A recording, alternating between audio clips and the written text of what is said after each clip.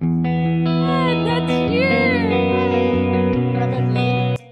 Tingnan niyo yung ngiti ni Dave. Hi guys! Good morning! Welcome to Maria Lasin Channel. Kumusta po kayong lahat? Today's video ay i-update ko po kayo sa aming pananim. After 2 months po naming tinanim, sa wakas po, makapag-harvest na po kami. Good morning, honeybee! At yung isa, panay tingin sa fish pan. So guys, marami ditong upuan. Not long ago, we have a visitor. As in, very unexpected. All the way from Sydney po sila. Napadaan po sila dito po sa amin sa Adelaide. Napasaya po nila ako saglit. Parang it's remind me back in Siargao. Yung family ko po is malaki po talaga kami. Alam nyo, pagkatok po nila sa bahay po namin, nakapajama pa ako. As in, hindi po ako prepare na may visitor po kami that day. At gusto ko lang po kayo ulit i-shout out. At maraming salamat po sa inyong pagbisita. Napasaya nyo po kami at napasaya niyo rin po si Sylvester. Ganda po talaga dito sa aming veranda. Feel na feel mo po talaga pag magko-coffee ka, lalo na malamig kasi itong rope medyo mainit. And alam nyo, yung una kong dito, nakita, yung bulaklak na ito ay maganda pala. Yung parang cactus. So at the moment, nagsisirado siya. But before, sobrang ganda. And yes, alam nyo itong fern sa amin sa Siargao? Hindi to pinapansin kasi parang weed lang. Hi, darling! I was looking for birds. Oh my God! Did you look for bird? Your bag getting wet. Nag-explore to siya early in the morning when he wakes up. Nag-exploring. So, show me what inside in your bag. Nag-exploring siya doon sa likod ng bahay. Kaya minsan, kailangan mo tingnan kasi nag-i-sneaking. Pumupunta sa likod. Found the door. Okay. What do you got there? Ipapakita daw siyang inimbento niya. This is here for you. Banaculus daw niya eh. Yung roll toilet paper. Okay. Hide. You want to use this with the rubber band. You have to do this. You're so clever. Tingnan nyo, yung batang walang gadget, walang television, gumagawa ng kahit ano just for entertaining himself lang. Look for birds and magpies and honeybirds and birds. Oh, are you looking for honeybird? Yes. And magpie? Yes. I Mm. didn't say magpie. This morning? Yes. Oh, I wow. think it's banana peeled. Explorer pala ngayon si Sebastian. Okay, put that inside your bag. Make sure it doesn't get wet. Kasi ano yan, papel. This is the first one and this is the next. This one. Okay, show me how does it work. And you want to change it, you can do this, then you hold this. Eh, natanggal na yung ngipin ni Sebastian the other day. You want to change it back the same, you have to do this, then you can look for a bird. Oh, that looks cool, isn't it? Then you can And look the for bird. And the pig falls so you can see properly. Okay. Here, please. Tingnan nyo yung isa. Hawak-hawak na yung manok. Yung babies niya. Hi, Sebastian. You having fun with chooks? Yeah, I like the small one. You like the small one? Yeah, and the Look at them. They are very busy eating. You like Sylvia? Yeah, and the small one. Okay. Nag-harvest na pala si Sebastian. Ang daming eggs na na-harvest niya. Pag hindi kami makapag-harvest agad, sometimes may lakad. Ganito yung nangyayari. Napakadaming itlog. 3. Meron dong 8 sa likod. At meron pa dito. Minsan, pag hindi mo ma-harvest, ganyan po. Dinudumihan po nila yung itlog. Kaya, kailangan ko yan nililinisan. Oops. Alam niyo, bawat manok may iba't ibang personality. Hindi sila lahat very friendly ha. Hindi lahat ng manok dito very friendly. Yung iba ayaw magpapahawak. Yung iba naman po ay mahilig sa tao.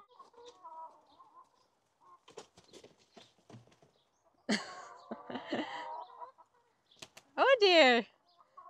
Don't taste them, Sebastian. Just go down under the tree. Ang ganda pala dito ng view ng manok.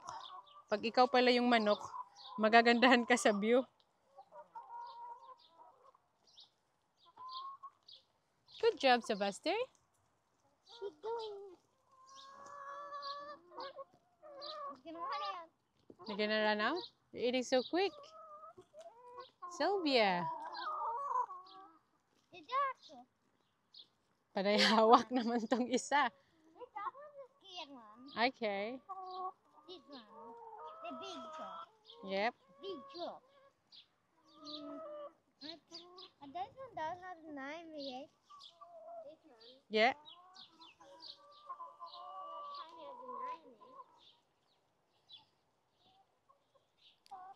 Pasok po tayo dito sa greenhouse. Ipapakita ko po sa inyo yung gulay na i-harvest po natin today. So ito po ang aming zucchini. Marami na pong bunga ang zucchini kaya it's time to harvest.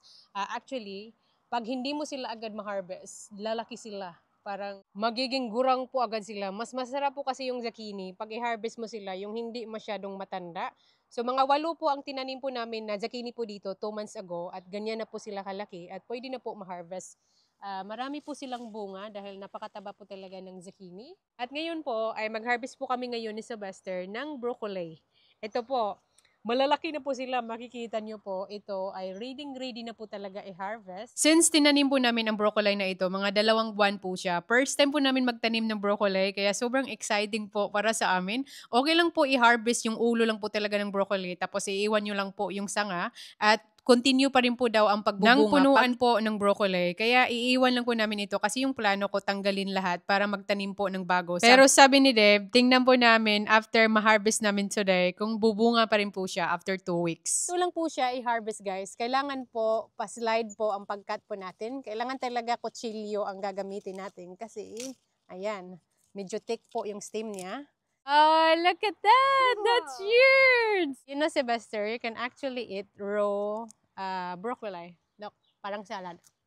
Can I try it? Can I try it? It's nice. Try. Ito po ang fresh po talaga na broccoli galing po sa garden. At syempre, tigman po natin itong gulay talaga. Just wait, Sylvester. Let me try. A big one. A big one. Big one, please. Yes, darling. Okay. Of course. There we go. Okay. You're welcome. Like it? Dito na po tayo sa pangalawang harvest din po natin. Look, Sylvester! Another one! Hey! Gone one. Because it's not yellow. Yeah.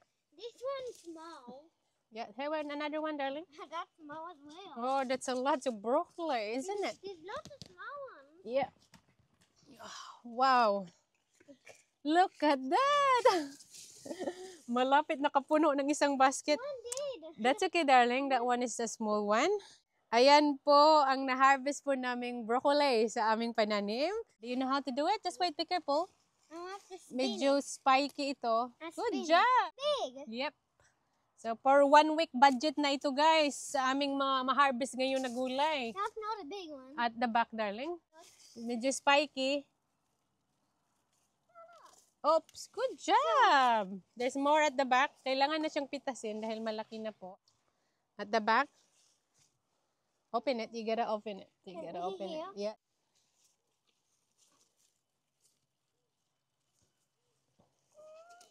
Good job, Sylvester. Thank you. Yeah. So guys, ito po ang aming silver bait. 1 month ago pa lang ay ito po yung una naming na-harvest. At hanggang ngayon po talaga, panay harvest pa rin po kami at never na po kami bumibili po sa supermarket. So kailangan lang po pitasin po yung matanda na silver bait. So hindi lang po kami itong kumakain guys. Over a month, panay harvest po kami sa manok para sa amin. And yung silver bait is sobrang healthy po talaga siya. Mas gusto ko po yung taste ng kulay purple silver bait than the green one. For somehow, kasi parang mas strong po ang flavor na ito kaysa po sa green. But of course, both the same po yung benefits. At itong silver bait po, favorite po talaga ito ng manok kainin dahil napakadaling kainin lang po nila. Hindi po matigas kainin para sa kanila. Alam niyo po, itong silver bait, napakaganda po siya. Very productive because it lasts for 18 months. Depende po sa pag-alaga niyo. Sobrang daming silver bait na nadala ni Sylvester para sa manok.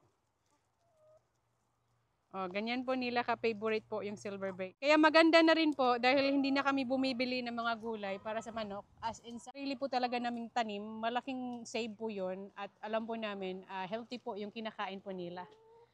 They got 1 each now. Yep. Yeah, come over here. So, ito na po yung na-harvest naming gulay. Fresh vegetable plus fresh eggs! Silver bait? Ito yung i-harvest namin. So, this is for 1 week budget, honey? I think so. Or more than 1 week dahil we got so many broccoli. Tingnan nyo yung ngiti ni Dave. So guys, we have more than 5 heads of broccoli. This is the biggest we ever had na harvesting. Oh, look at that. Wow. Thanks for David, my honeybee, for looking after our garden very well. Because of that, you can feed your family. Yeah. Our family, isn't it, Sylvester? And also for my little man, for helping Daddy for watering. Try fresh broccoli, honey. I tried before. Yeah. Okay. Oh, I did. You did as well. Okay. Okay. Like a little bit. Okay, there we go. Mmm. Very fresh. Very fresh, of course. Kakapitas lang eh. Is it taste strong? It's Yeah, strong. it is strong. There we go. Show me, Sylvester.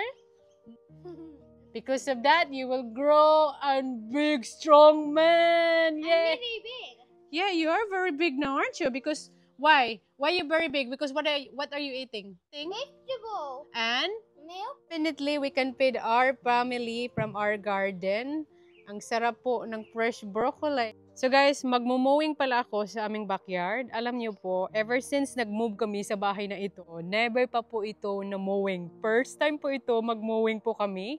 At makikita niyo, healthy na po yung grass. Pinalaki po talaga namin dahil medyo kulay brown po nung pagdating namin dito. Tapos dinidiligan lang po namin. Kung saan po kasi kami is countryside. Hindi po dito masyadong umuulan. Kaya medyo mabagal lang po talaga ang pagtubo ng grass. At ngayon ay pa-summer na po. Nung spring po, grabe ang ganda ng bulaklak dito.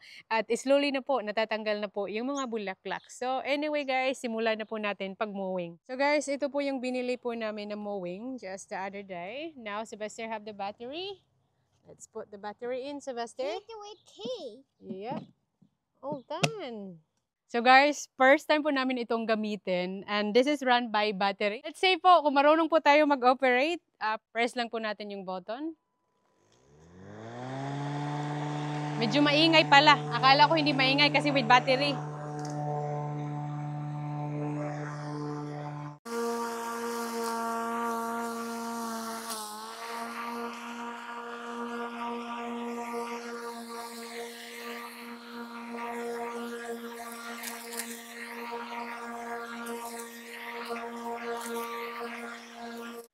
So, makikita ko, medyo mahaba pa rin yung grass. So, dito po, ito po yung adjustment. Kung gusto niyo po, medyo short po ang pagkakat. Paano ba to? Ayan. So, pahaba yan. Pababa natin kaunti. Start.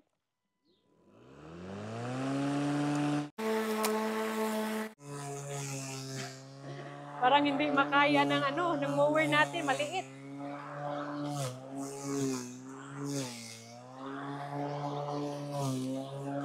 I think yung wheels po guys, it's just a little bit small. How much did we pay for this? So $300 yung pinili namin dahil much cheaper po siya. Probably yung grass po namin is nag-grow na po talaga. Kaya yung mower po, it's having trouble. Panay stop. At na-excite nga si Sylvester, gustong tumulong po sa akin. Pero bago ko po siya pinatulong, malapit ko na din po matapos para safe din po ang paggamit kang Sylvester. At nag-stop na po itong mower po namin dahil puno na pala ng grass. Napakaganda po yung grass, ilagay po sa compost at pwede rin po nyo ibigay sa manok. Kaya Sylvester decide, ibigay niya raw po sa kanyang mga chuk kasi alam po namin, mahilig po talaga itong manok namin sa mga grass. Lalong-lalo na po, pagpalabasin namin, diretso po agad sila sa aming backyard. Tingnan nyo po, sobrang na-excited po sila. And this one thing gusto ko po sa mga manok dahil wala po talagang masasayang. Lahat ng pagkain is nare-recycle po talaga. Kahit itong grass, malaking tipid na din po. Hindi na kami bumibili po ng mga pagkain sa supermarket. Dahil marami din kami mga pananim na gulay at malaking benefits po talaga na makikita nyo po kung anong kinakain ng manok nyo dahil magiging healthy din po ang inyong egg.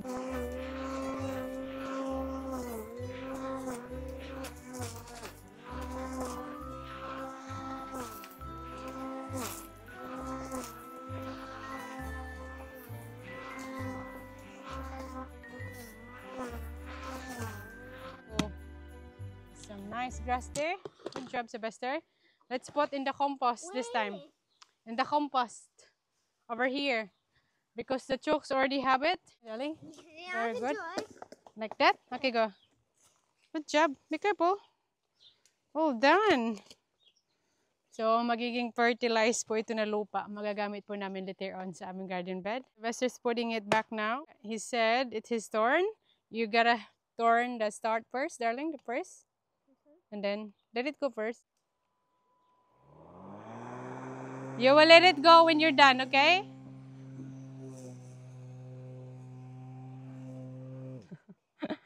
It's not easy.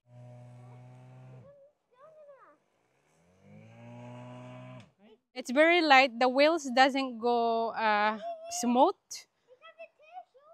Yeah, but it should not do that. It's kept turning on and off and on and off. I'm not happy about it. First time namin gamitin, kaya hindi siya maganda. Ganyan, oh. Medyo mahina yung ano niya, yung powers ng battery siguro. So guys, ito yung tinanim po namin about mga 2 weeks ago. Slowly na po siya lumaki pero hindi pa ito ready i-harvest. Alberbate ay lumalaki na and also itong lettuce. At ito po yung ibang pananim po namin. At papakita ko po sa inyo itong ginawa ko po, pinagkabisihan ni Mariel. Gumawa po ako ng climber for the beans, yung sitaw po. Marami po akong tinanim po dyan, just in case yung iba ay hindi makapag-survive. But makikita nyo po, lumalaki na po siya. And perfect po ito for climber, as in matibay naman po siya. At ito po yung tomato po natin. Malaki na po yung bunga. This is after 2 months. Ganyan po siya. So far yung climate po dito sa amin is minsan lumalamig kaya nagpapaislo po sa tomato. And then hindi siya mabilis huminog. So yung aming strawberry po, everyday hina-harvest ni Sylvester. Kaya halos walang prutas yan everyday. Kasi naaaliw talaga si Sylvester everyday, hina-harvest niya. Meron naman ditong bunga, 2, malalaki po siya. At yung spring onions, ganito na po siya kalaki after 2 months. So, since malamig po siya lately, very early in the morning, in the evening, medyo slow po ang pagtubo ng aming spring onions. At ito po ang aming eggplant. Mataba po siya, actually, meron na pong bunga. Pero since malamig po, early in the morning, ayaw na ayaw po ng eggplant pag malamig. Kaya medyo slow po ang paglaki ng bunga. At ito din po ang aming capsicum. So yung capsicum, ayaw din po nila yung malamig kasi pang summer po ito ng mga tanim. And meron naman po siyang bunga. Marami pong bunga yung iba, tinatanggal na po namin kasi baka hindi na po lalaki. Pero actually, ang capsicum na ito ay dwarf po talaga siya. So marami siyang bunga. I don't expect na malalaki ang bunga dahil dwarf po ang capsicum na ito. And ito po ang aming parsley. So bush na bush po talaga yung dahon. Marami po. So, the other side is basil. At ito naman po ang aming cucumber. So, hindi pa ito ready dahil, alam nyo po, panay bunga na po ito. Panay tanggal po namin ang mga prutas. Dahil gusto po namin mag-focus, lumaki muna ang cucumber. And ito, gawa ko lang po ito na climber. So, dito na po, nag-start na po pag-climber dito. Maraming bulaklak, maraming bunga. Panay tanggal lang po talaga kami, kagaya po nito. Yan, marami pong tinatanggal dahil ayaw ko muna siyang bumunga dahil napakaliit pa. Nasa ground pa po talaga siya. So, maganda po pag bumunga na, pag nandito na po siya.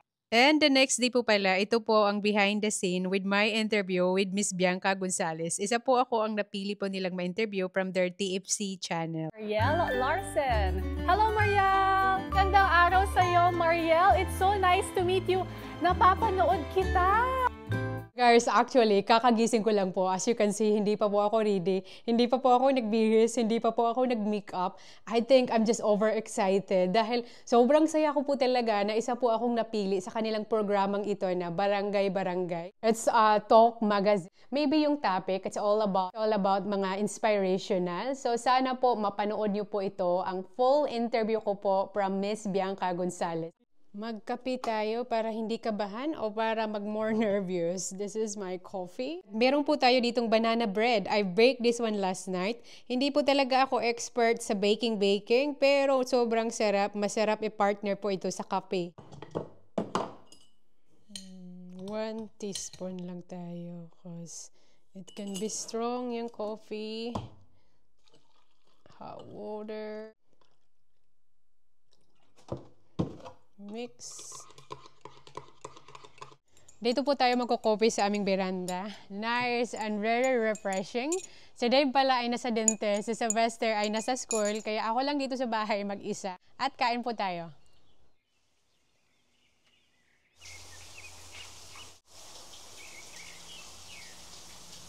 And let's go to our backyard, guys. Yung mga babies namin, umiiyak na.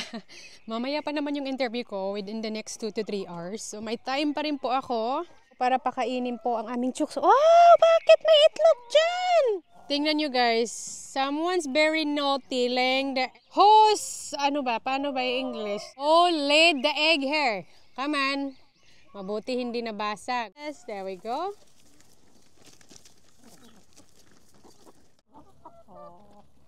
Oh, mas gusto nila ito.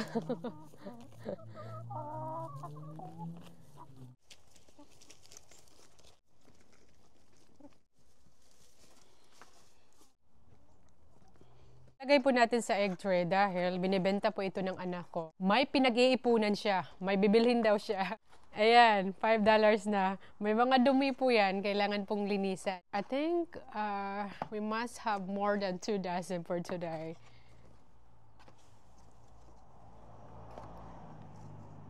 Wow! 2 dozen. So Sylvester will be so happy. Let's have breakfast.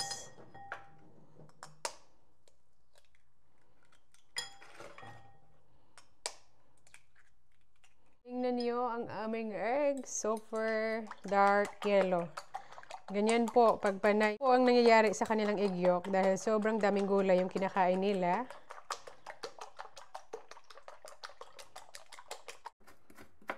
And fresh parsley from our garden. I love putting parsley in my omelette. Maglalagay po ako ng fresh silver bait to my omelette kaya para more healthy po siya. And may energy po tayo sa ating interview today. Now, it's ready to add our eggs.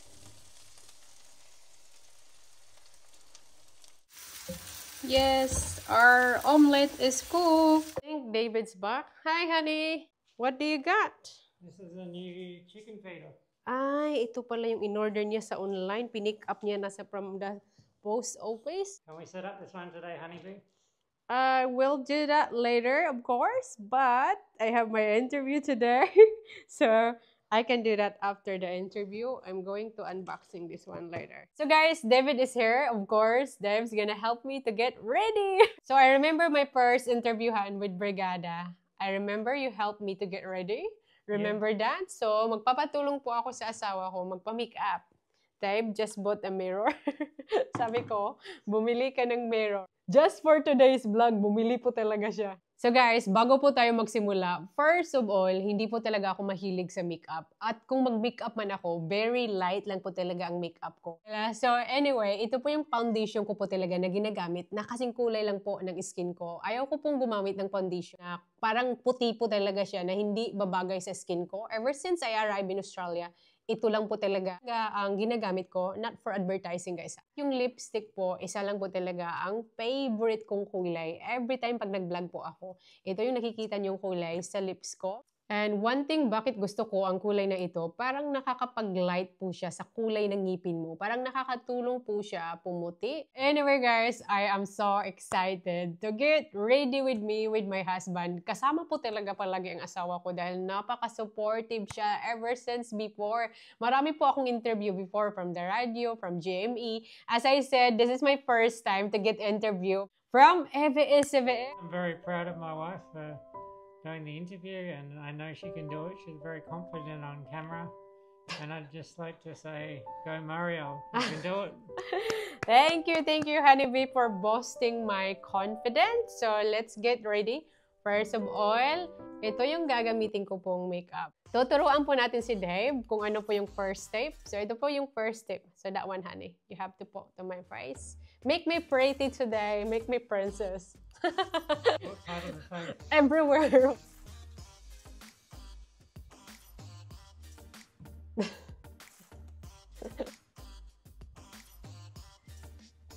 So what do you feel, honey? Oh, I think I got your eye. Honey, Sorry. you must be angry. Are you angry? I'm just a bit not doing the job very well. We're supposed to have probably a sponge. Honey, Oh no. I don't know. I don't look good. You might have to rub it in. I will rub it. So, ganito lang po yung makeup na ginagamit ko. I have a mirror here. Maganda po to siya kasi parang may moisturizer na po ang foundation na ito. Ganyan lang po siya. So, you have to put that one in my lips, honey. My lipstick. Properly. Okay, you have to look Sure. on your lips. Yeah. You have to come here. Not easy. Do I have a big lips? No. If that big, it would be easier. Oh my... Dave. Oh no. So, guys, ito yung first time niya siguro makita na nag-makeup vlog ako. Wala, okay lang ba tong eyebrow ko? And that's it, pretty much yung makeup ko. Madali lang, di ba?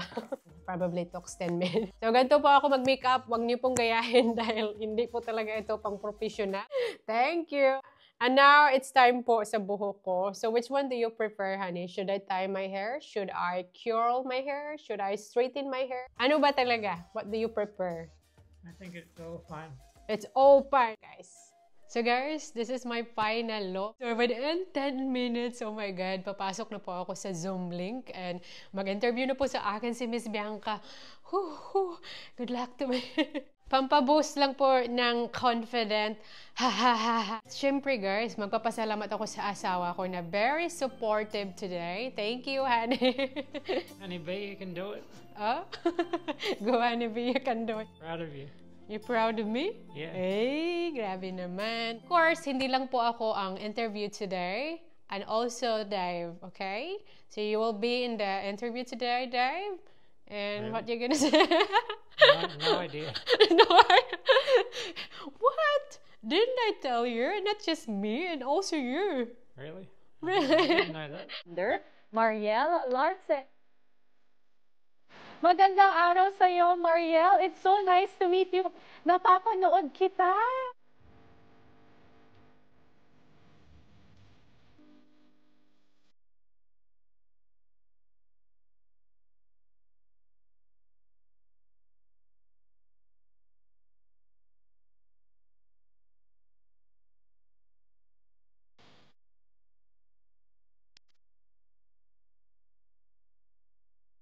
At sa wakas, natapos na po ang interview ko with Miss Bianca. Grabe guys, kinakabahan po talaga ako, to be honest. Probably mapapansin niyo po talaga ang kaba ko sa mga kasagutan ko po at very inspiring po talaga ang mga katanungan po sa akin ni Miss Bianca. At sobrang excited na po ako na ma-upload po nila ang full video na ito sa kanilang TFC channel sa YouTube. Guys, ito po yung bagong in-order po ng asawa ko. Para po sa lalagyan ng pagkain po nila. Medyo nagka-crowded sila sa isang lalagyan lang ng pagkain. And yung iba nabubuli. Kaya ito, nag-decide yung asawa ko, bumili po. Ibang sit-up po ito na lalagyan ng pagkain. Parang automatic magsha-shut and close. Kailangan pala i-sit up. Kailangan ganito yung itsura niya. Ito yung mga tools niya. Siguro madali lang naman ito i-sit up dahil kaunti lang naman yung tools. So, sit up po natin. So guys, ito na po siya. Na-install ko na po lahat. So, paano siya gamitin? Kailangan lang dito yung manok, aapak dito. Tapos, automatic to siya bubuka. Ganyan lang po siya. Siyempre, kailangan mabigat ito. Kailangan po natin lagyan ng pagkain ng manok. Pero, ganyan po yung style niya. Para yung mga ibon or daga, kung gustong magnakaw po sa pagkain ng manok, ay sirado lang po talaga. Kailangan mabigat para bubukas po siya. So, i-try po natin, lagyan po ng pagkain para mabigat po siya. Then, let's say, kung masasanay po ang aming manok. Ayan. Get another bucket, honey. 2, 4, 6, 7, 8. So, pretty much mga, sadalaw to do mga 8 or 9 lang po dyan na magkasya. Kaya, there's another one. Okay, honey, put in the other side.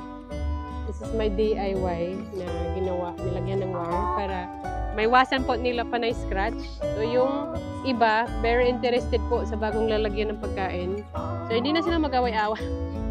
Uy! They can still climb on there, honey. Look! I won't take it out of it. It'll float on its own one. Yeah.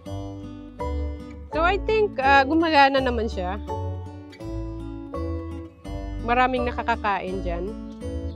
Sobrang interested sila. Hindi na nila pinapansin yung isa.